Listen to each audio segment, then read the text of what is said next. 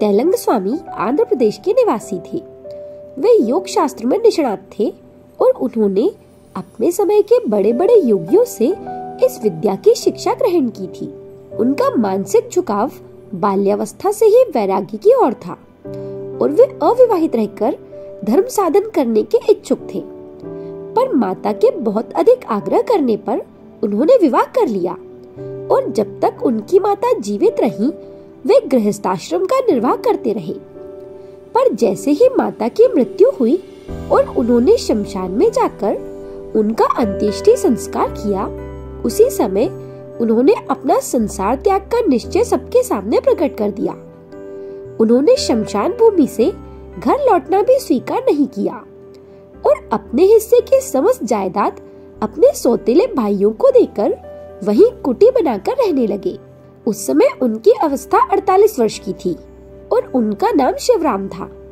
कुछ समय के बाद वे तीर्थ यात्रा को निकल पड़े।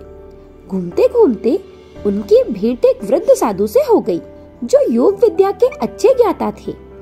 उन्होंने भी उन्हें योग्य अधिकारी देखकर सच्चे हृदय से शिक्षा देना आरंभ किया। कुछ समय के बाद उन्हें सन्यासी की दीक्षा लेकर ये तेलंग स्वामी के नाम से प्रसिद्ध हुए। गुरु का देहांत होने पर कुछ वर्षों तक वे सेतुबंद, रामेश्वर और नेपाल में रहे, पर दोनों ही जगह उनके योग विद्या के चमत्कारों की बात फैल गई और उनके दर्शनों के लिए लोगों की भीड़ जमा होने लगी। इससे उनको बड़ी असुविधा हुई और योग साधना में विघ्न पड़ने लगा। तब वे तिब्बत की ओर चले गए। वहां मानसरोवर के तट पर रहकर उन्होंने बहुत समय तक योगाभ्यास किया। जब उनको सिद्धि प्राप्त हो गई, तो वे वहां से चलकर मोक्ष धाम काशी नगरी में पधारे। कुछ समय तक तो वो दशाश्वमेध घाट पर योगाश्रम बनवाकर वहीं रहने लग गए। उसी आश्रम में वो जिज्ञासुओं को योग विद्या की शिक्षा दिया करते थे और अभावग्रस्त लोगों की सहायता भी करते रहते थे।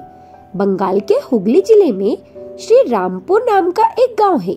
उसमें जय गोपाल नाम का एक व्यक्ति निवास करता था।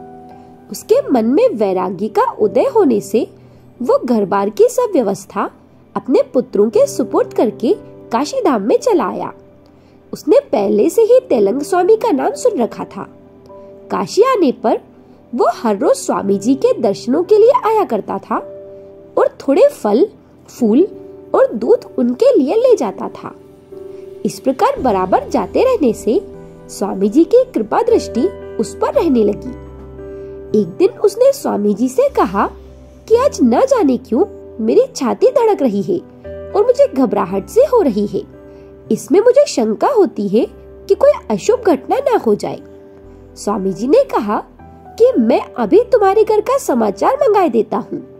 ये कहकर उन्होंने जरा देर के लिए आंखें बंद कर ली और फिर जय गोपाल से कहा कि तुम संध्या के समय भोजन करके यहाँ आ जाना।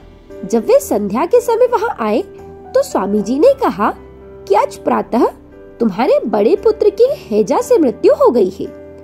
ये सुनकर जय गोपाल बड़ा व्याकुल हो गया। तब स्वामी जी ने उसे संसार की असारता का उपदेश दिया, जिससे उसे कुछ शांति प्राप्त हो गई।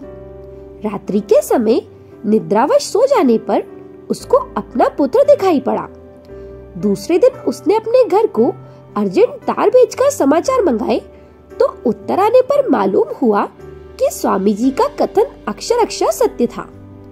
काशी में आने के बाद स्वामी जी घोर जाड़े के ऋतु में भोजन और निद्रा का त्याग करके 2-2, 3-3 दिन तक गंगा जी के जल पर पड़े रहते और कठिन से कठिन गर्मी के मौसम में तपे हुए पत्थरों पर बैठे रहते। वो भिक्षा मांगने किसी के घर नहीं जाते थे। जो कुछ भक्त लोग आश्रम में आकर दे जाते, उसी को संतोष पूर्वक ग्रहण कर लेते। एक बार एक दुष्ट स्वभाव के मनुष्य ने उनकी परीक्षा लेने के लिए आधा सेर चूने को पानी में घोलकर दूध की तरह बना दिया और स्वामी जी के सामने रखकर विनय पूर्वक कहा, महाराज, ये दूध मैं आपके लिए लेकर आया हूँ। स्वामी जी ने तत्काल ही पहचान लिया कि यह चूना है, तो भी बिना कुछ कहे बर्तन को उठाकर उन्होंने सारा का सारा पी लिया। उस आदमी को भय लगा कि जब इनको मालूम होगा कि ये चूना है तो वो क्रोधित होंगे और कदाचित मुझे मार बैठेंगे। इससे वो कुछ पीछे हटकर बैठ गया।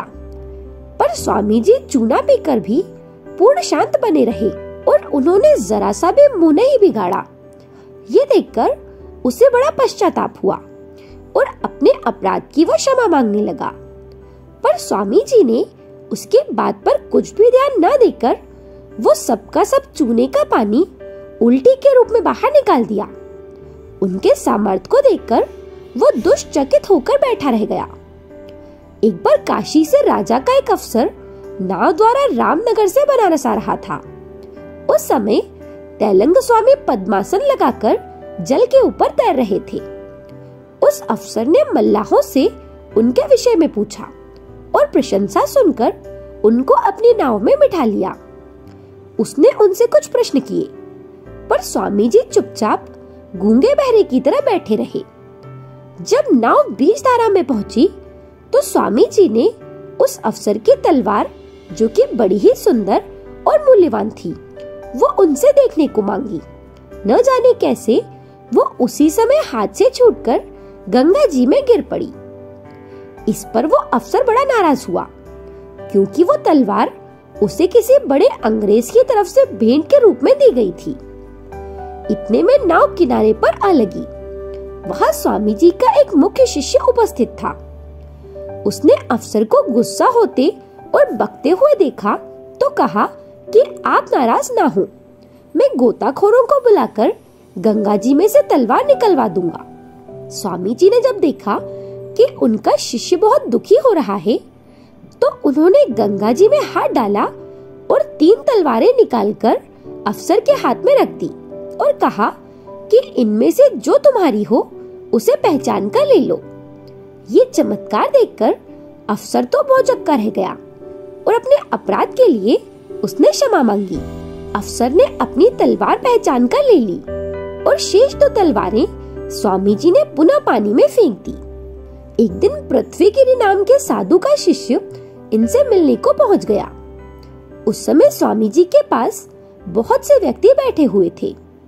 थोड़ी देर में ये दोनों लोगों को देखते देखते अदृश्य हो गए। लगभग आधे घंटे के बाद स्वामी जी तो अपने स्थान पर फिर दिखाई देने लगे, पर पृथ्वीगिरि का शिष्य वहां दिखाई नहीं पड़ा।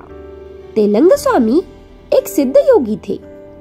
ये ऊपर दिए गए चमत्कारों से भली प्रकार से विदित होता है। उनमें हर तरह की बड़ी बड़ी शक्तियां थीं, पर उन्होंने उनके द्वारा सिवाय लोगों के उपकार के कभी भी कुछ नहीं किया और अपने साथ शत्रु भाव रखने वाले को भी कभी किसी प्रकार की हानि नहीं पहुंचाई। इससे ये भी प्रकट होता है कि वो केवल योगी ही नहीं थे, बल्कि एक सच्चे संत और साधु भी थे। अपनी मृत्यु का समय आने पर उन्होंने अपने सब शिष्यों और भक्तों को एक दिन पहले ही उसकी सूचना दे दी थी। उनके अनुसार संवत 1944 की पौष सुदी 11 के दिन संध्या के समय उन्होंने योगासन पर बैठकर चित्त को एकाग्र करके अपनी देह त्याग दी। ऐसा कहा जाता है कि उस समय उनकी आयु 280 वर्ष की थी। ऐसे महान साधु को इस वीडियो के द्वारा हमारा नमन। वीडियो पसंद आए तो इसे लाइक कर दें और कमेंट करके भी जरूर बताएं। मेरे साथ बने रहने के लिए आप सभी का धन्यवाद।